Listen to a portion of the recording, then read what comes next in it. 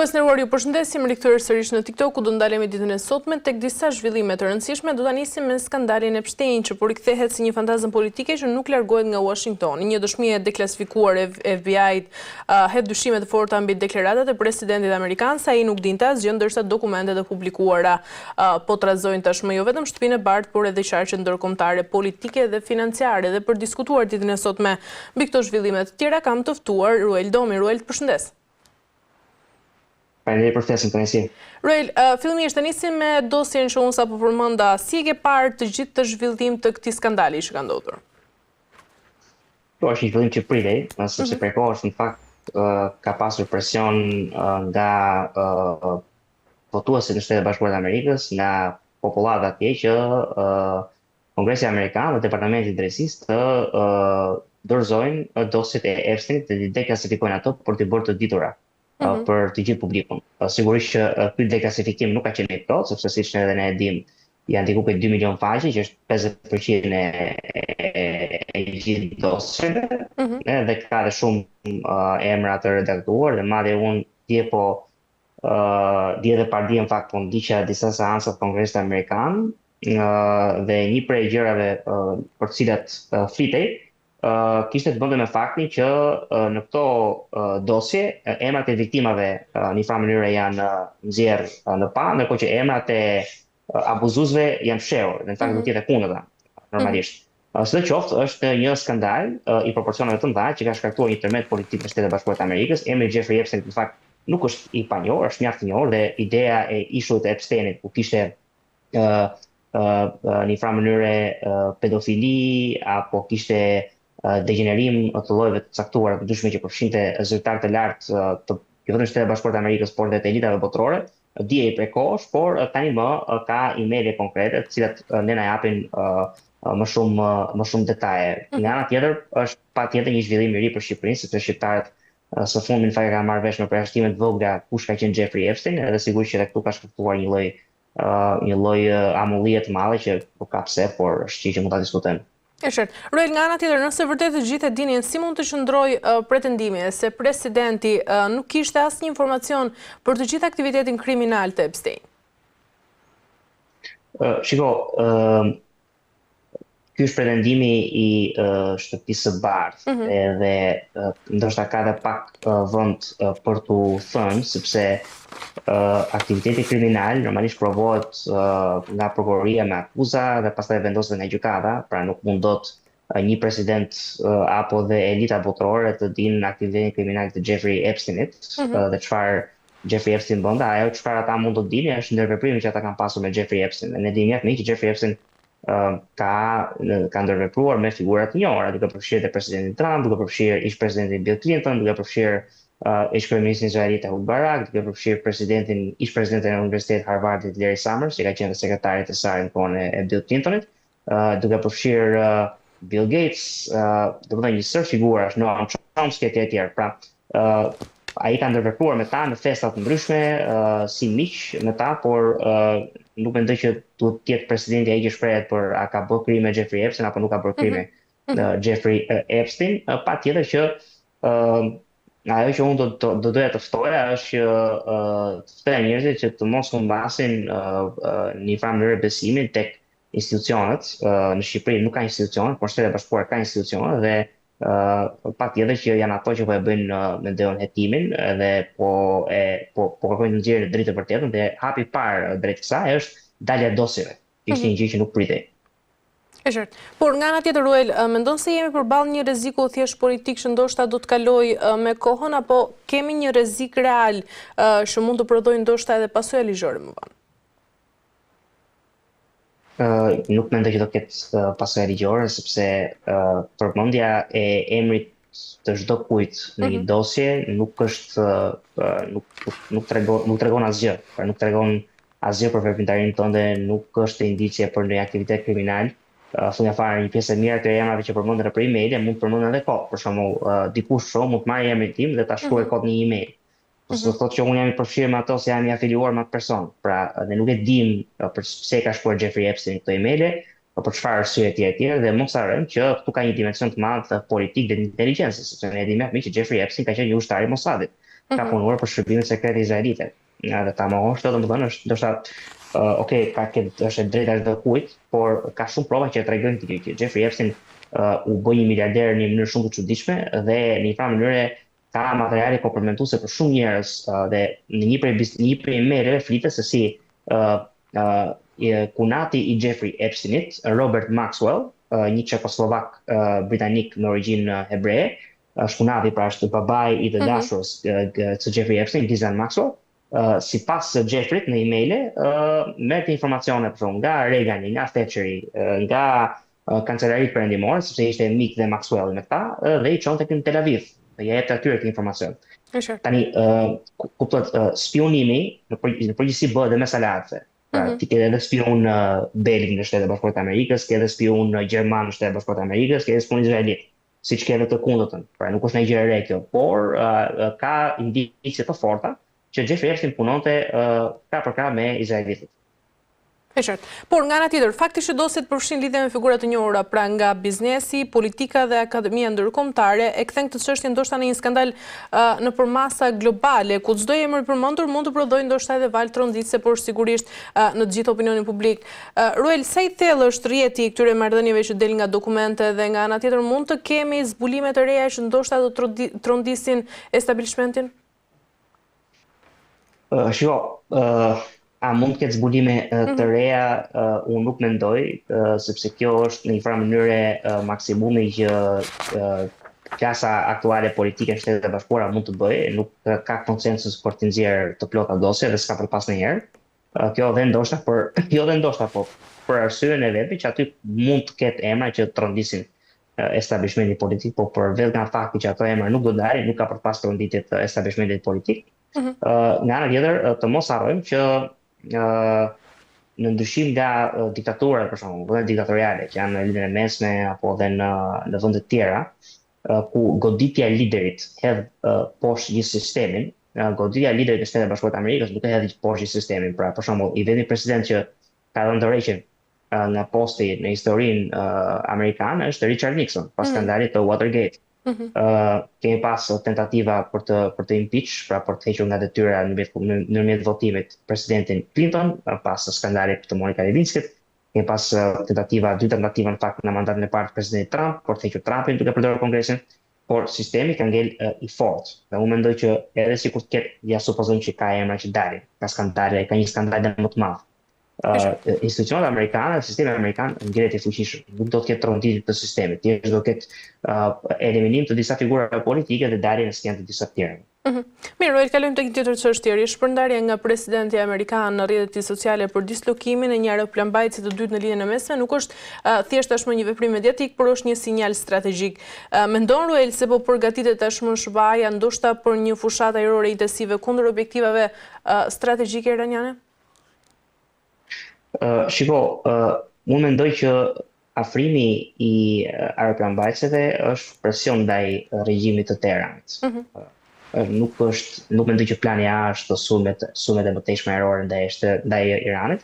Ne pam operacionin Midnight Hammer, pra çekiçi i mesnatës, mos gaboj në korrik, mbas luftës 12 ditore midis Izraelit dhe Iranit, luftë që u mbyll në fakt me ndërhyrjen amerikane. Bombardimin e disa objektive strategjik bërthamor iranian, duke përdorur bombarduesët B2, që janë bombarduesët më të avancuar që kanë Shtetet Bashkuara të Amerikës. Nga ana tjetër, unë mendoj që afrimi më i fundit i aeroplanbajtësve është një taktik presioni që regjimi i ajatollahëve të pranojë marrëveshje. Dhe marrëveshja që është dhënë regjimit është që ju do të largoheni, Rusia e keni aty, mund të marrë Rusia siç mori Bashar al-Assadin dhe do të vi Shah sërish në Iran, mbreti, pra në fakt jo mbreti që ka vdekur, po i biri i tij që është tani më jeton në Shtetet Bashkuara të Amerikës, të rikthehet për ta bërë Iranin prapë një monarki pro-amerikane dhe për të rrëzuar regjimin ajatollahëve. Kjo është marrëveshja që po i bëhet, po i jepet në tavolinën e Iranit. Dhe nëse Irani nuk e pranon këtë marrëveshje, sigurisht që do të kalohet tek skenari që ti përmendë. Por mendon se synon Pentagoni të neutralizojë ndoshta paraprakisht sistemit iraniane të mbrojtjes ajrore në rast të një konflikti që mund të ndodhë? Nëse do të ketë një konflikti do të të niset nga Shtetet e Bashkuara të Amerikës, në sensin që Irani nuk ka nuk besoj që ka humbur mendin që të bëjë sume amerikanëve, sume Amerikën, sume bazën amerikane pa sume amerikane. Sigurisht është ajo që thua ti, pra në rast se Irani refuzon marrëveshjen, Shtetet e Bashkuara të Amerikës do të bombardojnë. Dhe në këto kushte, normalisht bombardimi kështu fillon. Pra bombardohen objektivat, bombardohen kapacitetet të mbrojtjes të kundërshtarit, radarët e M88, dhe pastaj ti praktikisht bën ç'të duash në opsione erore të atij vendi dhe ke mundësi të ushtrosh presion ushtarak sa të duash. Kështu që ajo që thua ti është në rast se plani B zbatohet. E qartë, por mendon se të gjitha këto lëvizje Ruele janë një përgjigje direkte ndaj arsenaleve raketore të Iranit dhe ndoshta edhe kërcënimi ndaj bazave amerikane në rajon? Është një debat mjaft kompleks, në fakt ne do na duhet një emision i tërë për të kuptuar se çfarë e influencon politikën amerikane ndaj Iranit. Megjithatë, ne dim disa gjëra. E para njëherë, principi i proliferimit bërthamor, që do të thotë nëse një vend kërkon të marrë armë bërthamore, në mënyrë automatike ai vend bëhet rrezik. Sepse kur ti si vend kërkon të marrësh armë bërthamore, një vend tjetër kërkon të kërkojë të marrë armë bërthamore dhe arrihet në një situatë ku çdo vend ka armë bërthamore. Pra për shembull në Lidhjen e Mesme, Irani ka thënë Irani është përpjekur të pasurojë uraniumin, që është i përdorur për armë bërthamore, dhe Arabia Saudite ka thënë qartë, po mori Irani armë bërthamore, nesër livari kryesor i tyre do marrin edhe ne armë bërthamore. Pra është një cikël që nuk mbaron kurrë. Kështu që në këtë kuadër Shtetet e Bashkuara të Amerikës kërkon të ndalojë këtë lloj cikli. Së dyti, Irani ka një objektiv të qartë ideologjik. Dhe objektivi i qartë ideologjik është eksportimi i doktrinës teokratike të ajatollave të Islamit šiit në Lidhjen e Mesme, të vendet sunite, dhe sigurisht edhe instalimi i diktaturave të ngjashme edhe në këto vende. Dhe sigurisht që kjo është kërcënim për ato vende aty, është kërcënim për interesat amerikane, dhe së treti, Irani në këtë kuadër lidhet fakt me pikën e dytë, e ka bërë të qartë që nuk e do shtetin Izraelit, pra ka një shtet ilegjitim. Dhe për këtë gjë ka mbështetur grupe terroriste si Hamasi dhe Hezbollah, dhe për të kuptuar armikun e vet Arabinë Saudite ka mbështetur të grupet Huthi, me cilën Arabia Saudite është në luftë, siç është në fakt lidhur kjo, do sqaroj për publikun kjo, siç Izraeli ka një konflikt me Hamasin, Arabia Saudite ka një konflikt me rebelët Huthi në Yemen, është eksaktësisht njëjti konflikt, ka të njëjtën dinamik. Dhe sigurisht që këto janë tre arsyet zyrtare. Ka edhe një teori tjetër, teoria e dytë, që ka një arsye vetë brenda, që ka të bëjë me faktin që Shtetet e Bashkuara të Amerikës ja kanë outsourcer ose ja kanë dhënë me qirani në mënyrë politikën e tyre të jashtme në Lidhjen e Mesme të Izraelit, dhe Izraeli kërkon të eliminojë çdo kundërshtar të vet të madh që kërcënon hegemoninë izraelite në Lidhjen e Mesme. Dhe dikur ka qenë Iraku, sot është Irani, nesër mund të jetë, nuk e dim. Pra këto janë dy teoritë, dhe sigurisht që të dy këto teori dhe të katër këto faktor kanë të vërtetat e tyre dhe të pavërtetat e tyre. E qartë, por nga ana tjetër, një aeroplan mbajtës është objektiv me vlerë të lartë, pra sigurisht në çdo konflikt të hapur. Ruel, sa real është rreziku tashmë që Irani të tentojë ndoshta një goditje direkte apo edhe indirekte ndaj një aeroplan mbajtësi amerikan? Nuk ka rrezik, kjo do ndodhë vetëm nëse ka një luftë aktive dhe Shtetet e Bashkuara të Amerikës bombardojnë Iran, pra hapin një luftë në front, luftën e Iranit, kjo po nuk mendoj që Irani do të provokojë. Regjimi iranian tani, Brisela, është në momentet e tij të fundit. Do të është një regjim që po vret, ka vrarë diku ke 15.000 protestues në Kushtin e Saudit, e thonça është praktikisht gjenocid në vendin tonë, domethënë. Është një vrasje makabër. Në shumë të mëdha, shifra shumë të mëdha. Dhe problemi i Iranit ka nga brenda. Irani nuk ka kohë të përballet me një superfuqi. Irani do të mbajë regjimin e vet të tonë. Kështu që nuk e shoh si rrezik aktiv. E qartë, nga ana tjetër, kemi një stërvitje të përbashkët Kinë, Rusi dhe Iran në gjirin e Omanit, të cilët sigurisht që krijojnë një bosh të ri ushtarak në rajon. Mendon se po lind tashmë një arkitekturë e sigurisë që ndoshta do të sfidojë hapur praninë amerikane në të gjithë Lindjen e Mesme? Shiko, ka një arkitekturë të re të sigurisë, por nuk e shoh aktive në lidhjen e mesme. Arkitektura e re e sigurisë e ndan botën në zonë influence, siç e kam thënë edhe në vende të tjera dhe mos gaboj kam përmendur edhe në këtë program.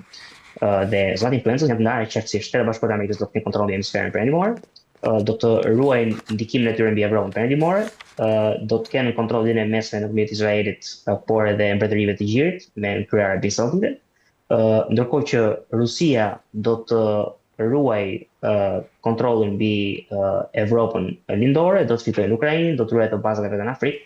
Dhe me logjik Kina në fakt do duhet kishte kontroll mbi ndo paqësor, mirë po Shtetet Bashkuara të Amerikës nuk e duan. Shtetet Bashkuara të Amerikës e kanë vendosur që nëse Rusia do t'i lëjë një zonë influencë, Kinës nuk do t'i lënë asnjë zonë influencë, sepse e shohin si rival kryesor. Në këtë kuadër, këtë marrëveshje e përbashkët nuk e shoh si kërcënim për lidhjen e mesme, sepse ta tregojnë vetë kondita gjeopolitike. Pra në Siri ra një diktator prorus, ra Bashar al-Assadi. Në Iran po bie regjimi i Ajatollahëve, regjimi më i fuqishëm islamik i asaj zone, që është po prap prorus, pro-lindor, pro-kinez, anti-amerikan. Shohim që në qeverinë e re të Sirisë kemi përfshirje madhe të Turqisë. Turqia kuptohet që një vend hibrid, nuk është se ka në një afilim të veçantë, por është pjesë e NATO-s, pra është pjesë e perëndimit kolektiv, sidoqoftë.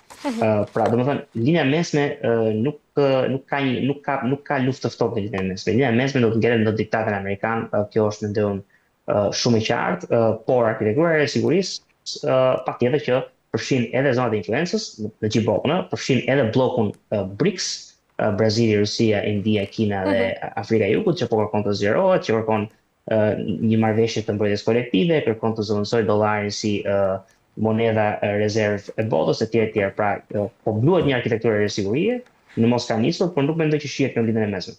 E qartë, mirë, Roel, për të mbyllur, ndërkaq, nëse Irani do të kishte një mbulim ajror pra të fshehur, mendon se do të rrezikohej liria operative e marinës amerikane, pasi flota amerikane operon vazhdimisht në gjirin persik si një garanci e superioritetit detar? Shiko, unë nuk jam ekspert i fushës ushtarake dhe nuk një armët edhe armatimet mirë të them drejtën, por ajo që unë di të them është kjo gjë, që ne e pam operacionin amerikan në Venezuelë.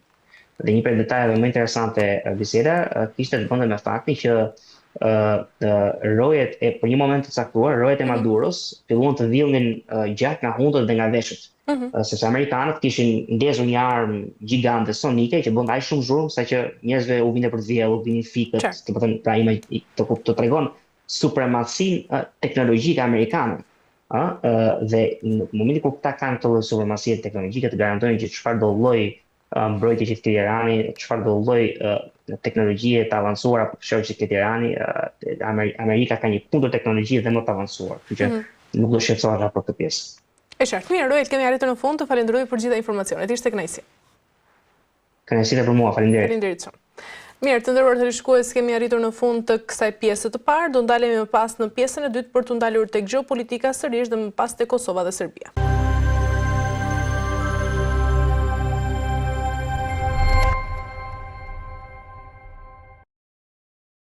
Mirë, shikues të nderuar, jemi rikthyer tashmë në pjesën e dytë ku do ndalemi fillimisht tek gjeopolitika, më pas tek Kosova. Do të flasim për shfaqjen e një modeli të avionit luftarak të gjeneratës së 5-20 për komandantin e forcave ajrore iraniane në Teheran, që nuk është thjesht ceremonial diplomatik. Pra në një moment kur Marina amerikane operon në gjirin persik dhe Kina, Rusia dhe Irani përgatiten për stërvitje të përbashkëta në gjirin e Omanit, ky veprim lexohet ndërkaq si sinjal i qartë gjeopolitik. Nëse Irani me flotën e vjetëruar F-14 dhe MiG-29 do të përfitonte teknologji të nivelit të fshet, balanca ajrore në rajon do të hynte në një fazë të re dhe pikërisht për të diskutuar mbi këtë temë ditën e sotme kam zotin Lutfi Bilali, ekspert i marrëdhënieve ndërkombëtare. Zoti Bilali, ju përshëndes, kënaqësi. Përshëndetje, zonja Zendeli, kënaqësi nga ana ime.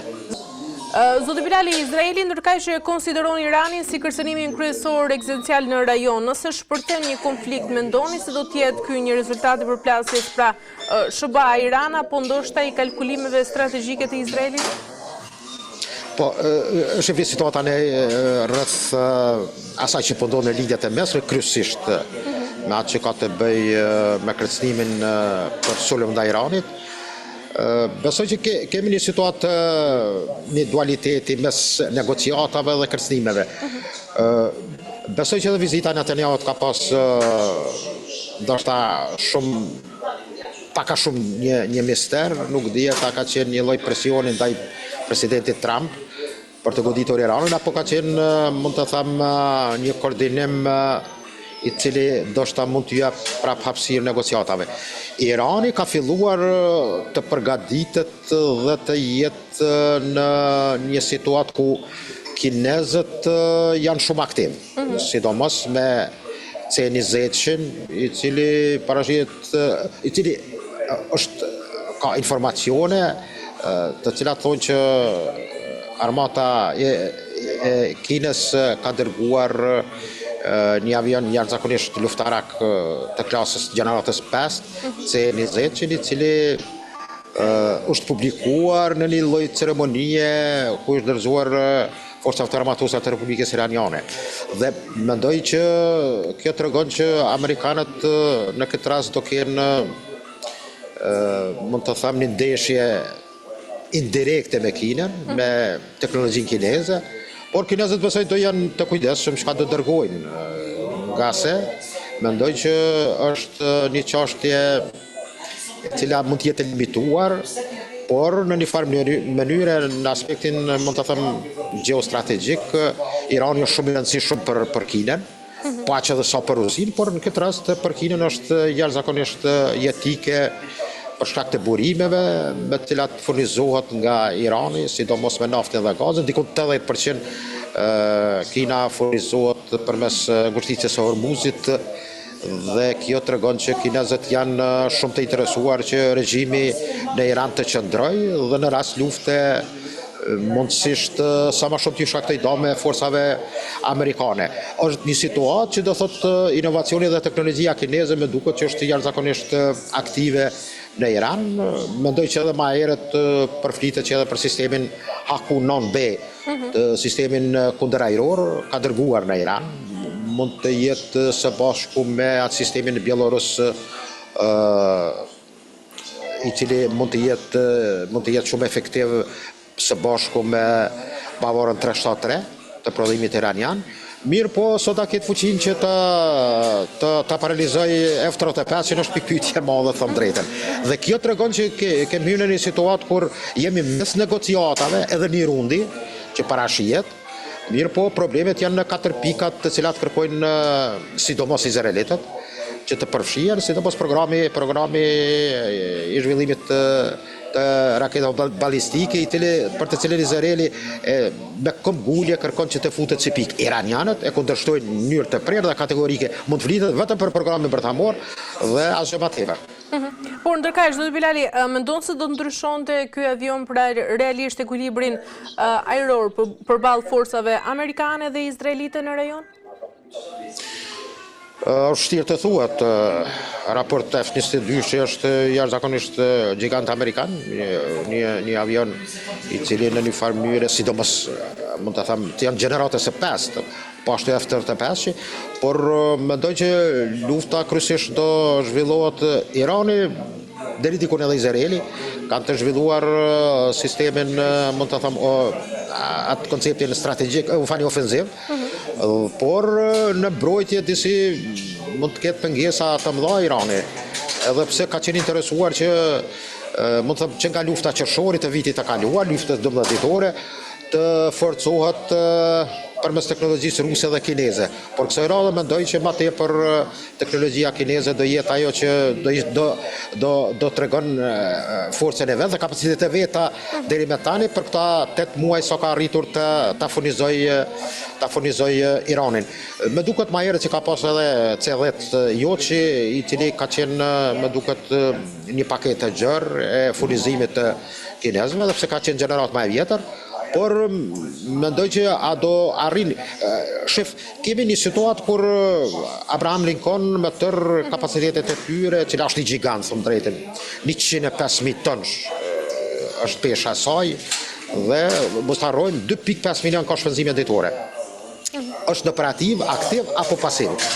Do thotë është shpenzime jashtëzakonisht enorme, 2.5 milion në ditë, brenda 24 orëve kushtojnë për tër 5.000 ushtarët dhe gjithat gjigant të flotës amerikane.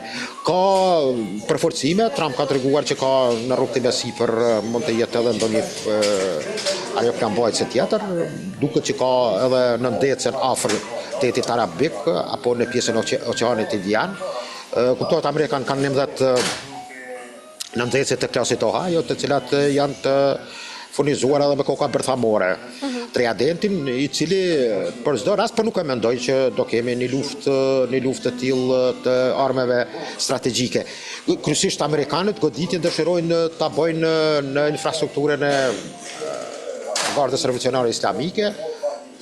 Përflitet shumë që kanë dëshirë ta likvidojnë kreun suprem të Republikës Islamike Ali Khamenei, por e tëra kjo do varet pastaj kundër përgjigjja e Iranit. Irani qyr paralel ose të jetë preventiv para goditjes, mund të jetë një goditje e cila përveç bazave amerikane dhe Izraelit mund të goditë edhe vendet për rreth. Planifikohet sipas disa shënimeve që jap edhe Al Arabia, mendohet që goditjet mund të japin edhe Dubajt, qendrës financiare, pastaj rrjetit resorteve me hotelerike, që konsiderohet që amerikanët kanë një rrjet shumë të gjerë, pastaj një bashkëpunim i korporate të Boeingut, dhe do të përfshihet komplet Emiratet e Bashkuara dhe kryesisht Dubai në një situatë kur mund të goditet jashtëzakonisht rënd.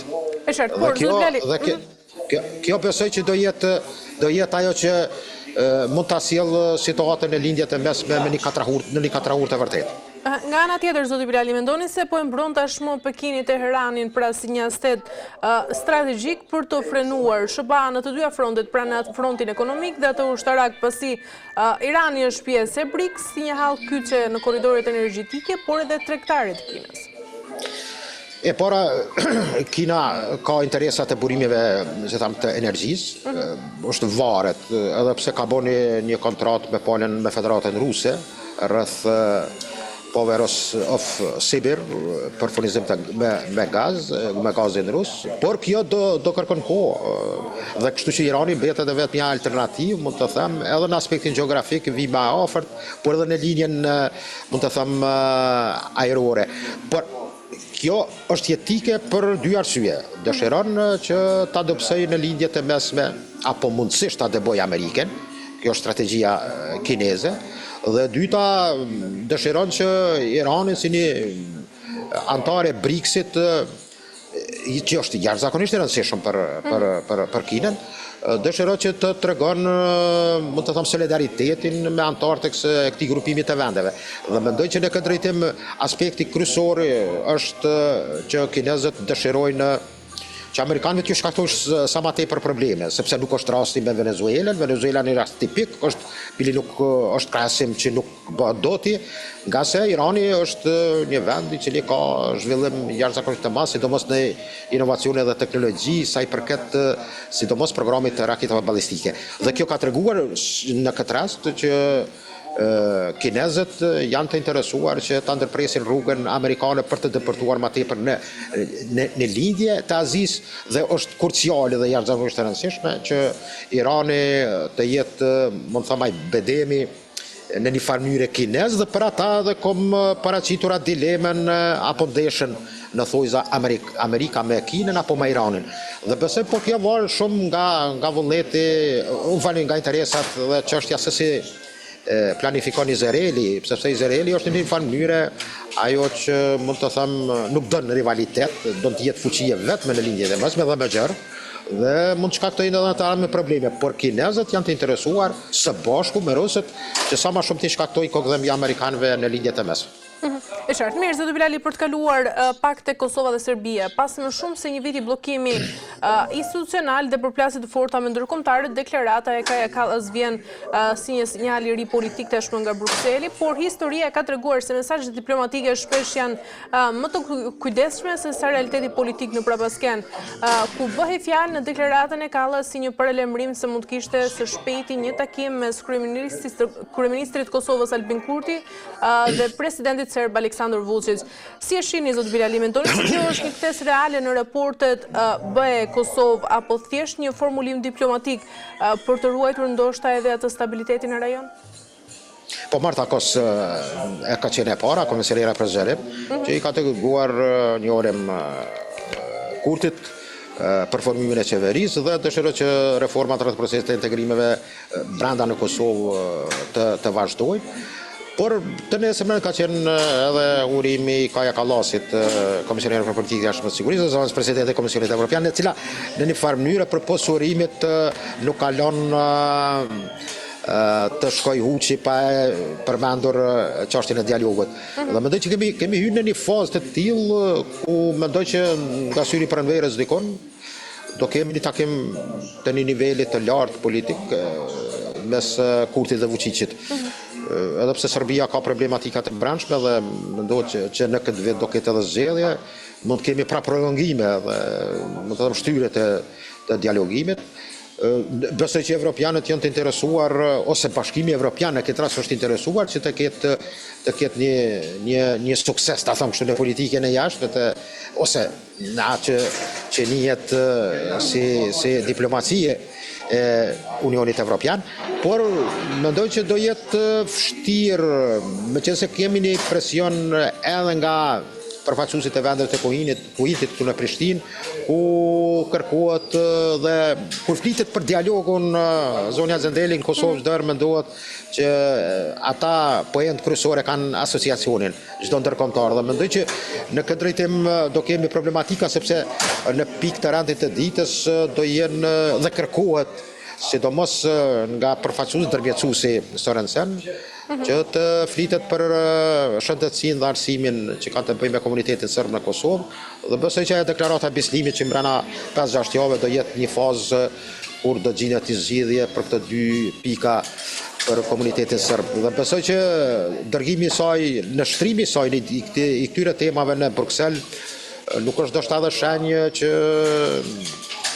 flet aq edhe për atë se çka na pret ose çka realisht mund të rrjedhin nga këto bisedime, nga sa kur të jesh në bisedime në tavolinë duhet të kesh edhe kompromise, dhe kjo me të vërtetë nuk le shije të mirë. Por sidoqoftë besoj që Kallas në fokusin e saj ka takimin për organizimin e takimit të nivelit të lartë, që do të thotë është i kohë gjatë që nuk kem këto takime, përpos atyre që kanë pasur negociatorët Petković dhe Bislimi, por Bislimi do jetë kësaj radhe i pushuar, apo nuk e ka planifikuar Albin Kurti që ta fut si krye negociatorin, mund të them, të bisedimeve në raport me palën serbe në takimet e Brukselit, dhe besoj që këtë obligim do a merr Glavko Njufca. Dhe tëra ky sinjali evropianëve tregon që me formimin e qeverisë përgjegjësitë dhe obligimet dhe detyrat që do ketë kjo qeveri dhe personalisht Kurti do jenë bukur të nxehta. E qartë. Zoti Bilali, nga ana tjetër, duke pasur parasysh edhe standardin e dyfish që është ushtruar ndaj Kosovës, mendoni se tashmë kemi të bëjmë me një mbështetje reale sa i përket Kosovës, apo ndoshta është një mekanizëm ky presioni që synon që sigurisht të imponojë lëvizjet e shpejta në dialogun mes të dyja vendeve?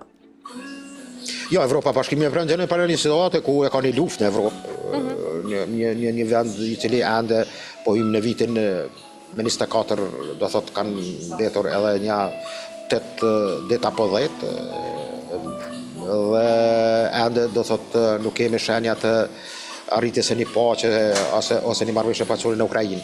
Dhe fokusi kryesor është i Evropian ashtu, ose i Bashkimit Evropian këtë rast. Por për Kosovën dhe Ballkanin me interes është që ta arrihet dhe ta kenë evropianët i sukses, meqense unë dyshoj që mund të ketë një marrëveshje të shpejt, apo ajo që kërkohet edhe nga plani franko-gjerman, apo aneks marrëveshja e Uhorit, të arrihet një normalizim i obligueshëm ligjor mes Kosovës dhe Serbisë. Besoj pa ndërhyrjen fuqishme të amerikanëve, që ndoshta mund të sjellin edhe ndonjë projekt të tyre që kanë të bëjnë për të dhënë fond këtij dialogimi, dhe mund të jetë modele të cilat, ose pika, të cilat mund të kenë karakter më tepër të ndoshta bashkëpunimit ekonomik, dhe pikat të cilat kanë të bëjnë ndoshta edhe me njohjen reciproke mes Kosovës dhe Serbisë. Besoj që prill maj do kemi situata jashtëzakonisht interesante, varësisht nga ajo se si do evoluojnë procesi i gjithë asaj që është duke ndodhur në lindjet e mesme, apo edhe në vatra tjera të krizës, dhe kjo mund të jetë pastaj pika apo interesimi i faktorit ndërkombëtar pike 4, 5 apo 6. Por mendoj që varësisht nga situata globale do kemi edhe mund të them survime tjera që do vinë kryesisht nga fuqia amerikane, e cila mendoj që pa të është thirrë të krijohet parakushte për një normalizim dhe njohje reciproke mes Kosovës dhe Serbisë. Por çdo herë ndërkombëtarët kanë dëshirë që në këtë rast asociacionin ta kenë si pikë të fokusit, si kundërpesh për këtë njohje. Dhe mendoj që këtu do të ballafaqohemi jo vetëm në këtë pranverë apo në këtë vit, por edhe në vitet të ardhshme. Do jetë një situatë jashtëzakonisht mund të them e komplikuar, se çka dëshirojnë ndërkombëtarët dhe ku ja kanë vënë syrin që ky proces të marrë fundin e vet. E qartë, por zoti Bilali, mendoni se do të hyjë tashmë Kurti në këtë fazë, pra fazë re me pozicion më të fortë, apo mendoni se do detyrohet nga njëra anë të bëjë edhe lëshime për të rifituar ndoshta edhe mbështetjen e plotë europiane? Po sigurisht Kurti mendoj që dëshiron dhe fokusin e ka më tepër në unison, do një vendim, siç është bordi i paqes, të jetë në nivi, me sa duket, në nivi me politikën e Bashkimit Evropian. Dhe mendoj që më tepër e ka këtë orientim. Duket që ka një bashkëpunim më të mirë përpos Bashkimit Evropian, vendeve të Bashkimit Evropian, që deri dje ishte edhe Britania e Madhe, por me largimin e saj nga Unioni Evropian, mendoj që britanikët për Kurtin, por edhe vetë Bashkimi Evropian janë, mund të them, ai orientimi i tij, i cili mund të jetë, mund të them, pak a shumë jo vetëm në strategjinë e tij të politikës së jashtme, por edhe një lloj bashkëpunimi dhe koordinimi me këta faktorë. Do thotë kemi dy koncepte, atë evropian dhe për të Atlantikut, që janë shëbat.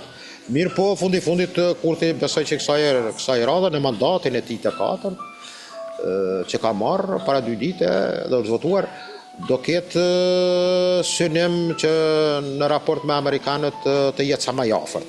Dhe ndoshta këtu është ajo dilema mes eurocentrikëve dhe amerikanocentrikëve, dhe kështu në një farë mënyrë do kemi situatë që Kurti kësaj radhe besoj që do orientojë gjetat në kohë të bashkëpunimit me Washingtonin.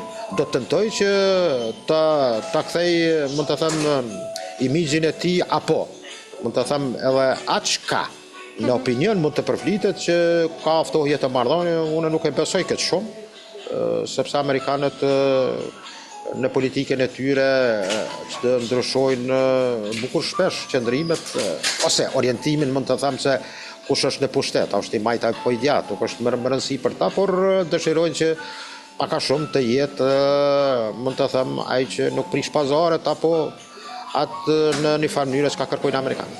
E qartë, mirë, zoti Bilali, për ta mbyllur, ndërkaq pas një periudhe të gjatë tensioni që ka hasur Kosova, duke përfshirë këtu masa ndëshkuese dhe kritikat e hapura nga partnerët ndërkombëtar, mendoni se ky është momenti ose shansi i fundit për qeverinë e Kosovës që të rivendosë edhe besimin e plot nga ana e Brukselit? Po, Brukseli është, mund të them, në një farë mënyre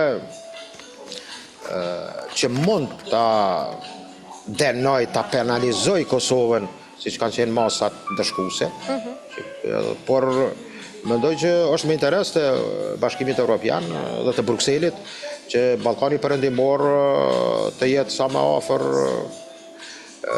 këtij unioni. Dhe besoj që lufta në Ukrainë dhe tërë ato apetitet ruse kanë kthyer vëmendjen që ato pjesa apo ato gjepa që kanë pasur disa kushte, mendoj, për procesin integrues në Bashkimin Evropian, kësaj radhe do jenë, besoj, shumë ma koshient, ma të vetëdijshëm, që është më rëndësi që mos të lehet hapësirë dhe vrim politikës apo interesave ruse për të pasur qasjen e Ballkanit Perëndimor, dhe jo vetëm Shqipëria dhe Malizi, por besoj që ndaj Kosovës, tham drejtën, është bërë një hile bukur e madhe në proceset integruese, ande është në sirtar kërkesa për antarësim të Kosovës për të filluar negociatat, procedurën për kërkesën për antarësim, e cila besoj që nuk i bën derë as evropianëve, sepse mendoj që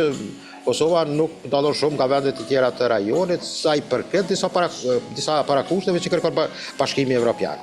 Dhe mendoj që në këtë drejtim evropianët do jenë të fokusuar që ta keni balans në këtë region, por historikisht dihet që fragmentimi për brenda evropianëve është jashtëzakonisht i madh, sidomos mes interesa franceze dhe gjermane, kanë një politikë ndryshe ndaj Ballkanit francez, apo gjermanët, apo edhe britanikët. Dhe kjo besoj që do jetë situatë e cila nuk do të kalohet lehtë, por me interes për Kosovën është që të ketë raporte dhe di në tavolinë të jetë pak a shumë mjeshtër që të përfitoj sa më tepër rreth këtyre proceseve. I qartë, mirë. Zoti Bilali, kemi arritur në fund, ju falenderoj për gjitha informacionet. Ishte kënaqësi. Kënaqësia nga ana ime, kaloni mirë. Faleminderit. Mirë, të nderuar shikues, kemi arritur në fund të këtij emisioni dhe për ditën e sotme, bashkë do të shihemi sërish ditën e hënë, deri atëherë mirupafshim.